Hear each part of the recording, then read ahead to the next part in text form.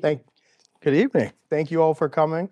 Really appreciate the opportunity to speak with you all today. Since there is one member of, or two members of the press here, one who I haven't had the chance to talk to about the incident that occurred at the fraternity house a few days ago. On an update to that one, the department is not in the position that we can either confirm nor that we can confirm whether or not the individual of the victim of the incident has passed away. Um, we do know that that person's still in critical condition. Think that what I can tell you is that our hearts and our prayers do go out to his family, to his loved ones, and that it's a very sad and unfortunate incident that happened. So our department is going to do everything that we can to find answers for his family and to bring this to a resolution, to do everything that we can to help them along this very difficult path that they're traveling, to be there for them. So with that said, again, thank you all very much for the time this afternoon or this evening to be here to talk about the budget. Um, we got a big turnout here. I say that in jest, but I think that's I'm going to try to put a positive spin on that one in two different ways. That hopefully that the department has gathered enough legitimacy and currency and trust within the community that folks believe we're going to do the right thing. And then the other part of it is, or the second part is over the last several years, as I went around throughout the community, talking about our budget, talking about our salary survey, and trying to implement that, there was an overwhelming support for salary and COLA increases for the department. But once that's done being implemented, they wanted us to pull that throttle back. And I made them that promise and that pledge. And then the second promise, or the third point was the promise and the pledge of the individuals who ran recently for the city commission, as well as the commissioners who are on the county. And that was to control costs and spending. So I think those three things, if I can put a positive spin on that one, would be I think folks have a faith that the department is going to do operate within its means on that one. So that's my positive spin on why not many folks are going to be here today. So in talking about the Riley County Police Department and our budget, we have four long-term goals. And the first of these goals is to minimize the financial and the social costs of public safety. That's the very first thing that we talk about when we plan our budget each year. And in planning our budget, we go through five cycles, if I will. We talk about our strengths, our weaknesses, our opportunities, and the threats that we face in our community. Then from there, we create goals within the department, and then each division looks at those overarching goals and they figure out how independently they're going to meet those goals. We do a needs assessment. If every division within the department have the means to meet what their divisional goals are, and if we don't have those means, and with those, we look at workload assessments, we look at, do we have the staffing to do that? How do we change the staffing around internally to get to where we need to be? How do we have the equipment? Do we need to forge new partnerships? Do we not, if we don't have the equipment or technology, do we need to join a task force that does? Where are those priorities? What lies? Where are the grants? Everything else. And then we move towards the budget requests. And then, of course, the second long-term goal is to maintain a safe and secure community. Then to promote legitimacy in the eyes of the public. Legitimacy is another word of trust. So no matter what we do, we need to save our reputation. And we do make mistakes.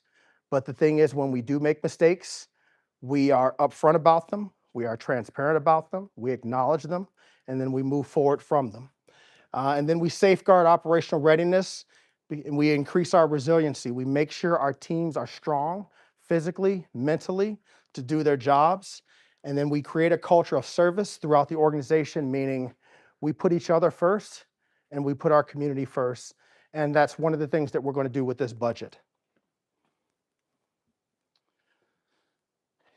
So again, consolidation. Those who may not know, the Riley County Police Department is a consolidated police agency, which means I act as both the sheriff and the police chief. You don't have a sheriff and you don't have a police department for the city of Manhattan or for Riley or for Ogden. It's just one police agency. You don't have two egos fighting each other. You don't have two police departments or police agencies fighting each other with different political grievances or alliances. It's just one agency. And that also reduces costs. You don't have two police agencies or various agencies to keep up with and pay bills on, multiple police cars, multiple utility bills. It's just one agency. Again, and that's duplication of services, one centralized correctional facility, a unified dispatch, streamlined countywide investigations and coordination. So again, if there's a lot of jurisdictions that are out there, I've been in part of them where the sheriff and the police chief don't get along, or in some cases, even nowadays, you may see in the news, you have federal agencies that a sheriff that's an elected official may say, I'm not going to work with ICE. Or the sheriff says, I am going to work with ICE, but then you have a police chief that says that has to answer to the city manager, and then elected officials who are saying that you will not work with ICE. And the sheriff says we will. And now that the federal agency will not cooperate with the police chief, but they will with the sheriff, and it just turns into a mess and you can't share information and things like that. We don't have that here because we're consolidated. And again, it maximizes resources. So we have more services and maximize the tax dollars from our constituents. So officers per 1,000 residents, the national average is 2.26 police officers per 1,000 residents. In the state of Kansas, that average is 2.5 officers per 1,000 residents. But because we're consolidated, but because we're data driven, we only have 1.56 officers per 1,000 residents. We're not asking for more officers because we're doing more with less. It's more than a catchphrase. We're intelligence driven, data, and we're very effective at what we do.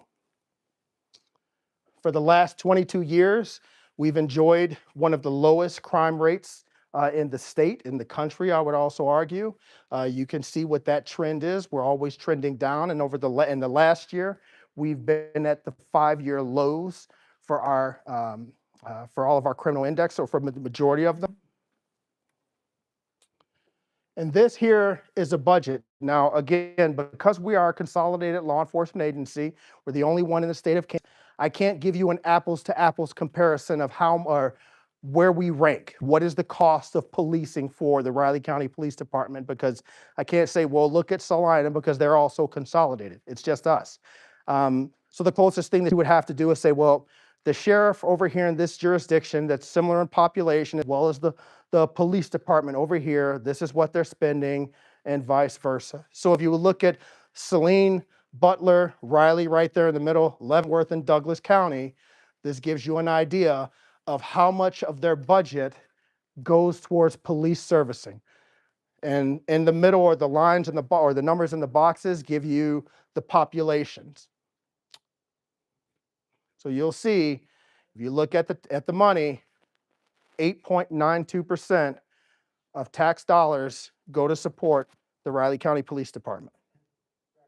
Yes, sir. On the per resident, that's county, that's total county residents that you're counting, right? That's everyone in the entire county, to include Manhattan. That's 107,000 people. How many residents in Riley County? 71,000.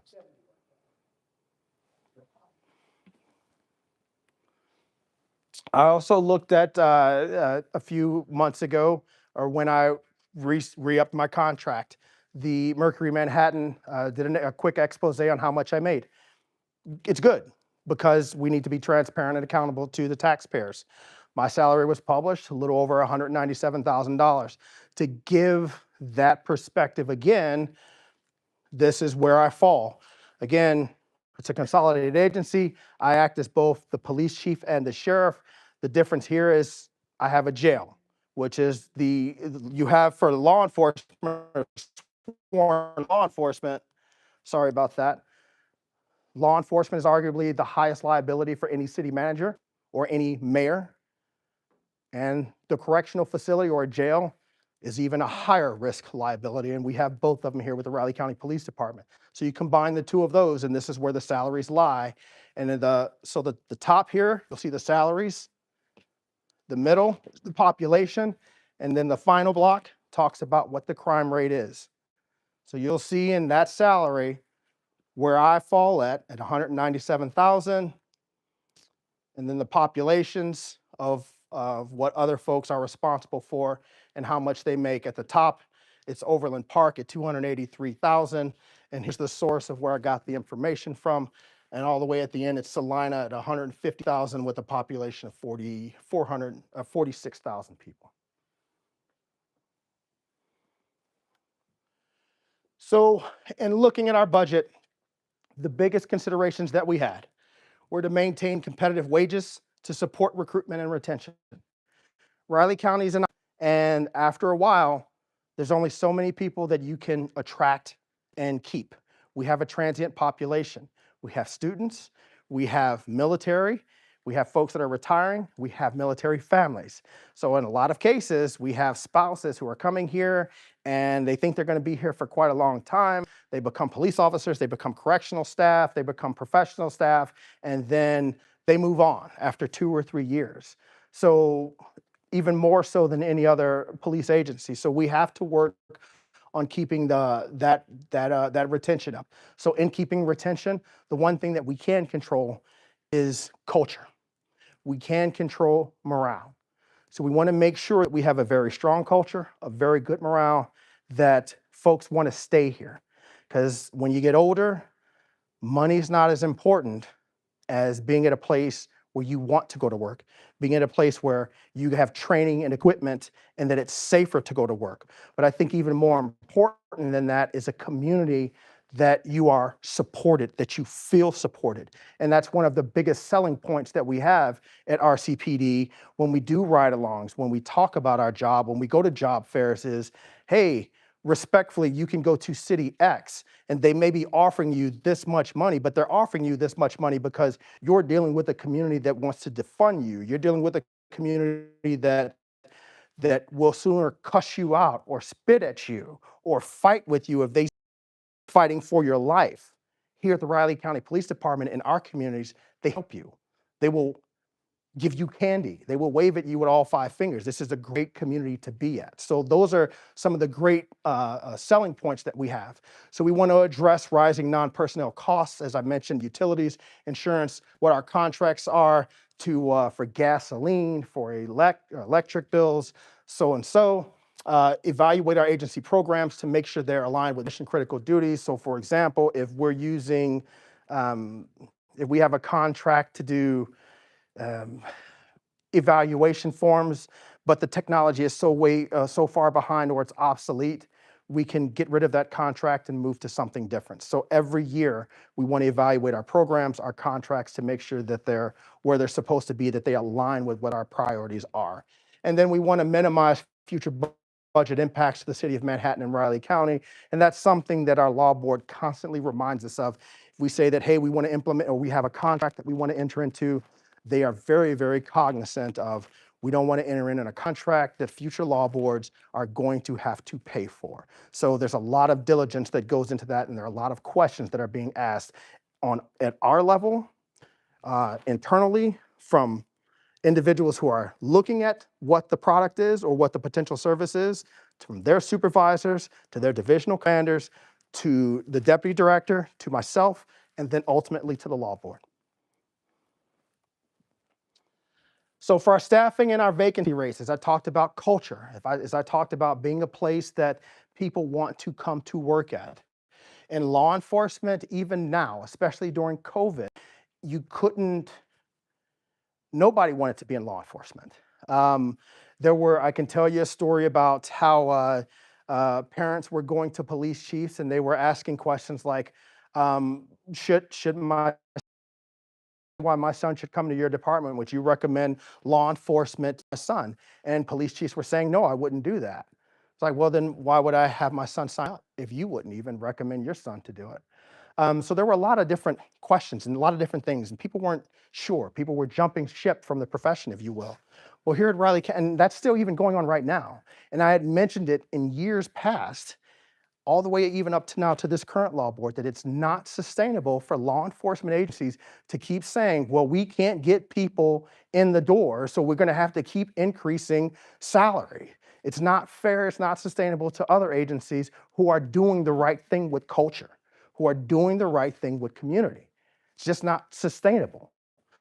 To the taxpayer. It's not fair to the taxpayer. So the national average of vacancy rates for sworn is between 10 and 15%. For corrections, it's even worse. There's a brand new correctional facility in the middle of Kansas out here someplace, big place, up to date, modern. They can't staff it. They can't find people to staff it. They're between 15 and 20% nationally, and dispatch between 15 to 25%. The Riley County Police Department, these are our vacancy numbers. 5% is the highest. December, we were 1.8%. We are, at times, we are almost fully staffed at the Riley County Police Department. Again, this is with a transient population. This is with a population that, again, every time we do an employment cycle, we're to the point that we're seeing the same people applying for the same positions, but we still have a very low percentage vacancy rate because we are a place people want to work at. And we know this through our exit interviews, and we know this by talking to our current employees.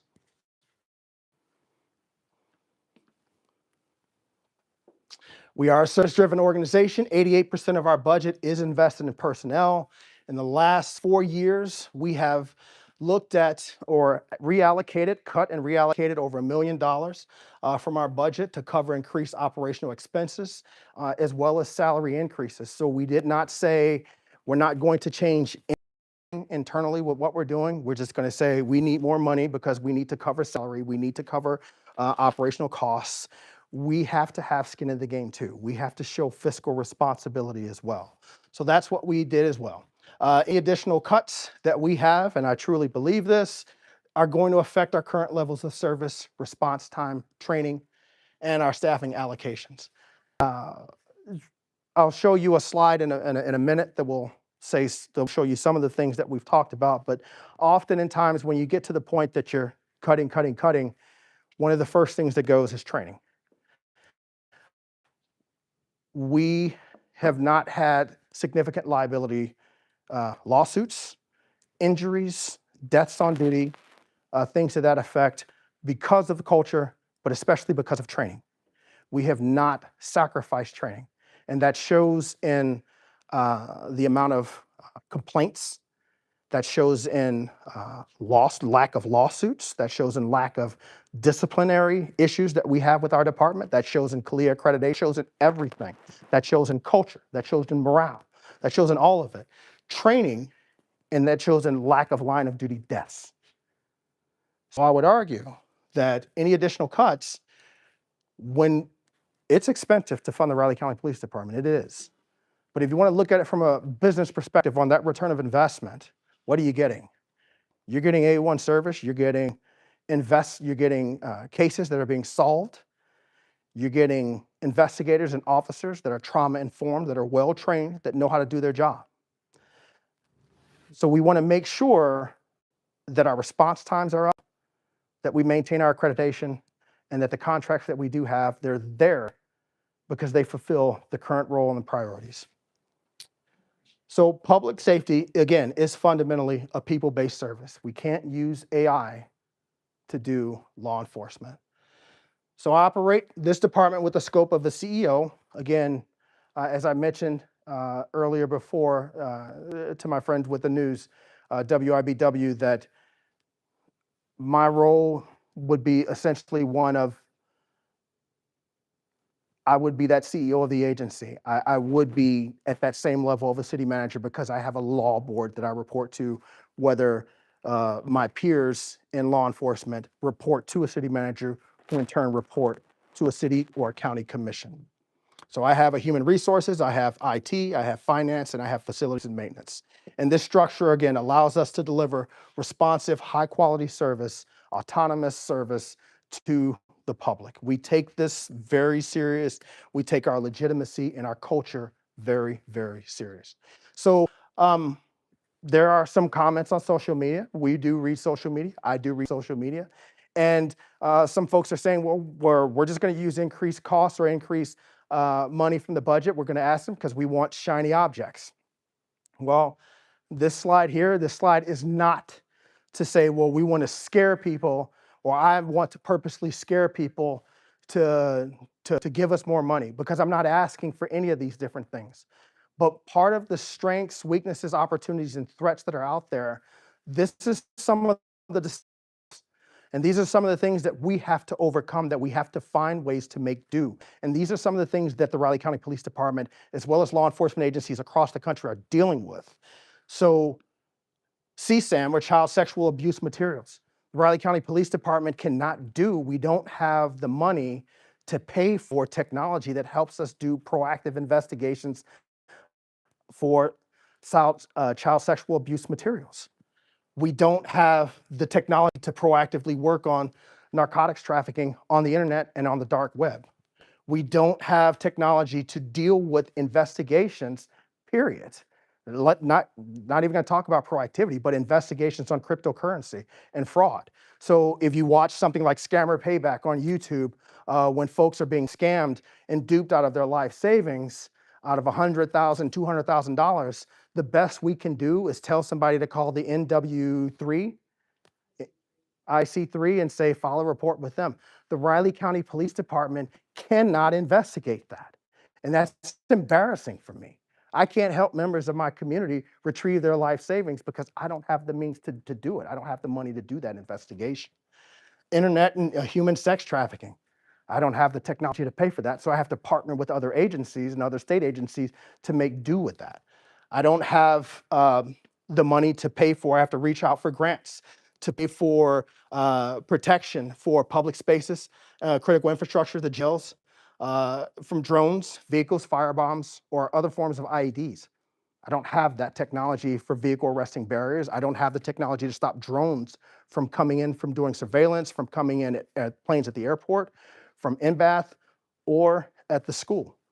I don't have a means to find people who made the complaints or who made the swatting calls at K-State. I can't do that. The feds have to do that, but that's not a high priority thing for the Fed. So if somebody asks me, where are we at on the swatting call? I can't tell you that because I don't have the technology to investigate that. Any threats that come into elected officials, public events, or critical infrastructures, I have to rely on my federal partners. I don't have that technology to do that. Now, I could be part of a task force and then assign officers to work with the FBI or the Secret Service, but I don't have the officers to assign to the task force. But we have to find ways to partner with them to do that. So I say this not as like, oh my God, the sky is falling, I can't do any of the work, saying there are challenges, there are give and takes, there are priorities, there are other different things. So there are, again, challenges, but we have to find ways to make do. It's not acceptable for me to go to my law board and say, I can't do it because you won't give me money. It reminds me, and I made jokes with the previous law board president, John Mata, was, I don't know if anybody's ever remembered that old movie, Friday. There was one part in the movie when Smokey was with his mom, and she's like, Smokey, go to the gas station and give me a pack of cigarettes. And he's like, okay, mama, give me some money. And she held up $1. And he's like, mama, that's not enough. And she's like, make it enough. And that was my joke with John Mata. I was like, John, Commissioner Mata, I need more money to do this. He's like, no, make it enough. And that was our standing joke. So that's how we look at the budget. So outside of that, that's what I wanted to talk to the members of the public about the Riley County Police Department budget. Actually, I think we missed the slide here. So yes, that was the slide. No, I went through more. There are 2 slides I missed on that one. So to give you an idea of the shifting resources of the department, this gives you an idea of the conversations that we have when we talk about cutting and reallocating expenses. So dispatch supervisor. So we would look at it and say, okay, where's our call load? What are we looking at now? Right now, through natural attrition, we don't have a dispatch supervisor. Can we go without a dispatch supervisor? Because if we do, we can save more money if we just moved it over to a dispatcher, and then we can use that money to look at a part-time situation and da, da, da, da, da.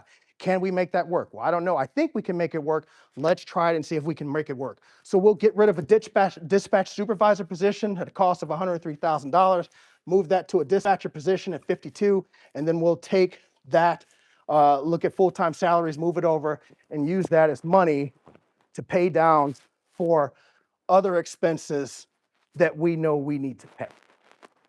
That's what I'm talking about when I say we look at internal contracts, positions, we cut, we reallocate to line items that we know that are underfunded or line items that we know are going to increase due to inflation and operational costs.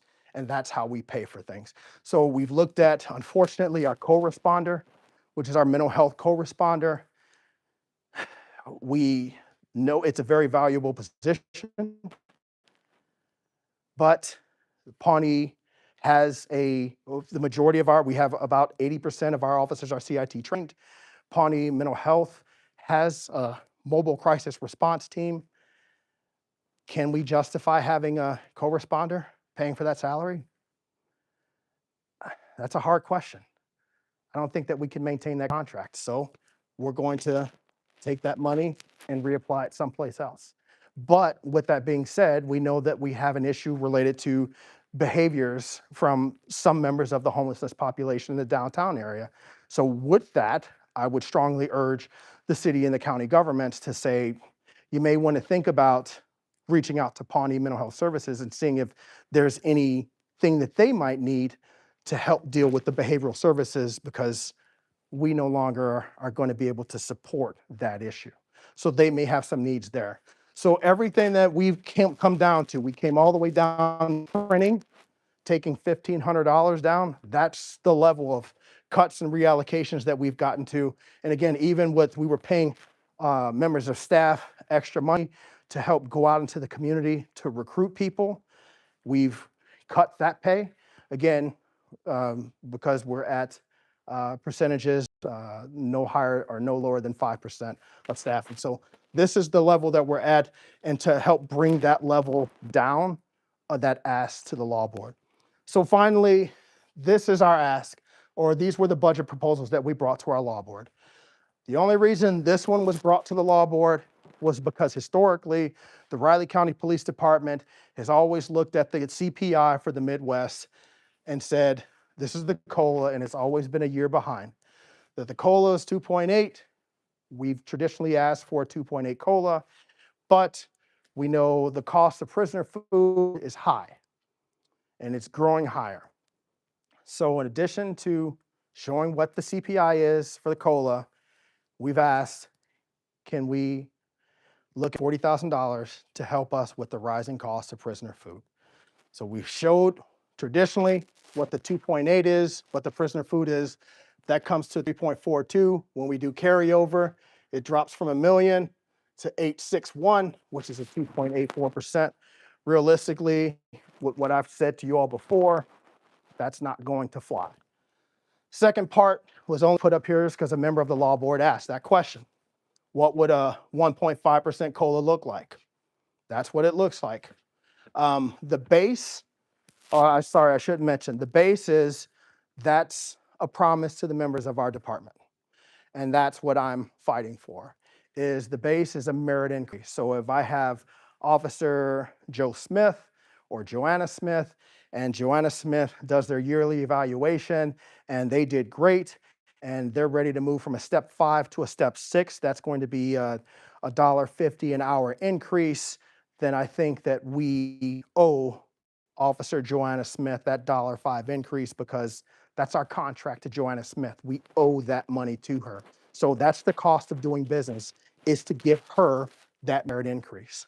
So that's what I'm fighting for. That's the only thing that I'm asking for. And again, to help pay for that, we looked at those internal cuts to help offset those costs and that ask.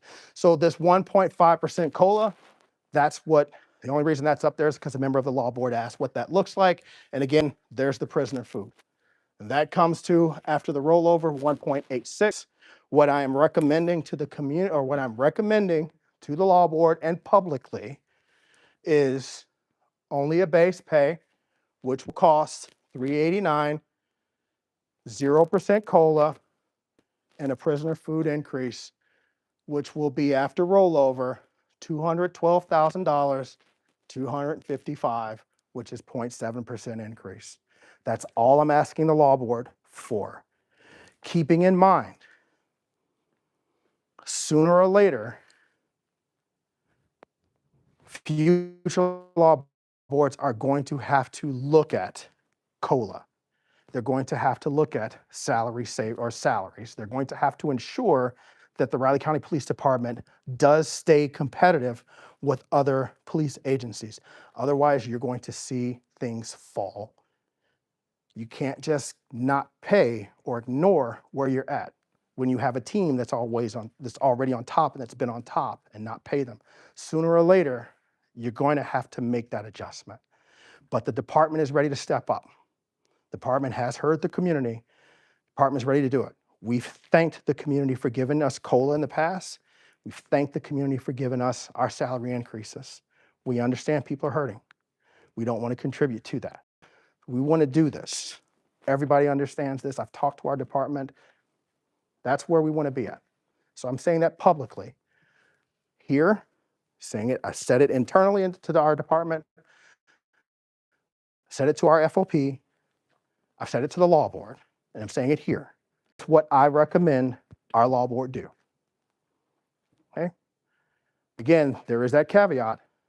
The law board, future law boards are going to have to make this up sooner or later. But the other issue is, it's going to be unsustainable if we do not look at our step system, if we do not look at or rearrange how we do our merit system. Because as it stands every year, if we don't try to figure out how to get that under control, if other police organizations continue to throw money at the fact that they can't hire officers, and we have to keep competing with increasing salaries nationwide, every year we're going to have to look at $500,000, $600,000 just to do merit increases, and that's not fair to this community. We realistically have a community with a median income of $55,000, and that's not fair. That's not sustainable to this community. So we are ready to look at what that's supposed to look like next year. That's something our law board is aware of. We are going to have those discussions. But for now, for this year, we'll say it one last time, this is what Brian Peete is recommending to the law board for this year's budget. Are there any questions I can answer for anyone here? Yes, sir.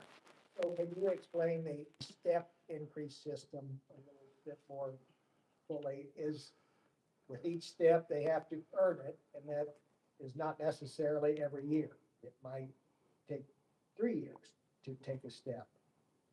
Like the school district, the teachers, every year they get a step increase based on the number of years they've been there. Is that how the police department works? I'll ask Aaron to help me out on that one, but it's similar to that. So every year, so Each year they step up a little bit, or do they have to? So yes, you have to get, you have to, yeah, based on your evaluations, your evaluations have to be positive, and then so based on time for service, then you're eligible, and then you have to hit that point. And so we do have officers that are maxed out in their years, so the only increase they would see would be COLA to be able to attain that point. But the department front loads currently that merit pay, that step increase, and we don't have as many of them. We don't do like 20 and where you nickel and dime it and it becomes convoluted. I think we only have 10 right now. So and so we try to get folks paid more money faster. But so the only option here would be to maybe look at potentially increasing it a little bit more. But Aaron, I don't know if there's anything. No, it has to be earned. Roughly each step, what percent increase? I think it depends on rank and longevity. So I think it's 4%.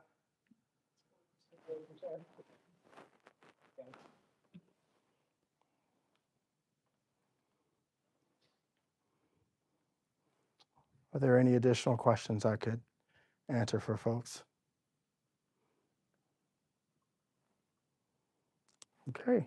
With that being said, thank you all very much for your time, for the opportunity to be here to speak with you. And please feel free that we have some handouts, but please feel free at any point in time to reach out to myself or to RCPD and we'll answer questions. Thank you.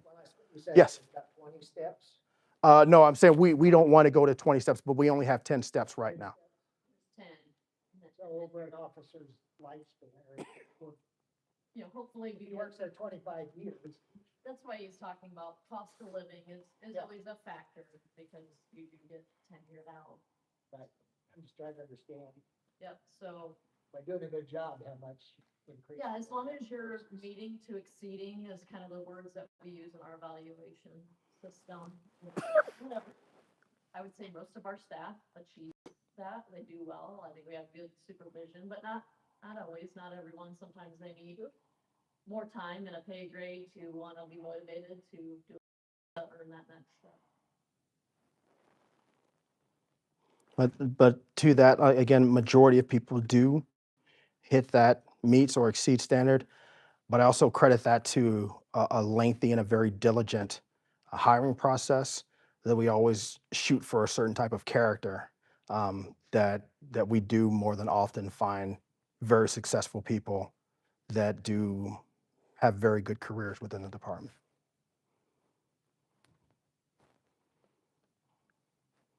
Rather than doing across the board COLA raises, is it reasonable to maybe add more steps? That's The longer you're there, the more work you do, the higher up you go on the step scale. That's what we're looking at potentially for next year, and then how we phase that in, targeting years of service, and how we make that work. And then any of those conversations, we would want to pull in the FOP, to make sure that we're negotiating in good faith and we're talking, and getting buy-in to the best extent possible with the rank and file.